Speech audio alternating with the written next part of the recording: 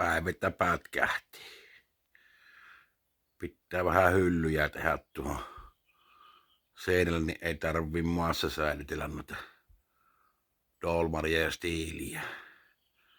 Dolmari 4 600 ja Stiilin 200 MS on siinä. Tuohon vähän laitella koukkuja, niin laittuu siihen muitakin tarpeita roikkumaan. Siihen ne vaan mehkävehkeet vähän asettu. Kyllä ne siinä pystyy olemaan aina huilissa. Siinä on motorsaha hommoja, vähän raivassaha hommoja. Mehtäihin liittyvää tarviketta. Siinä ne vaan huillaillaan. Jatketaan tästä. Kiitoksia. Hei hei.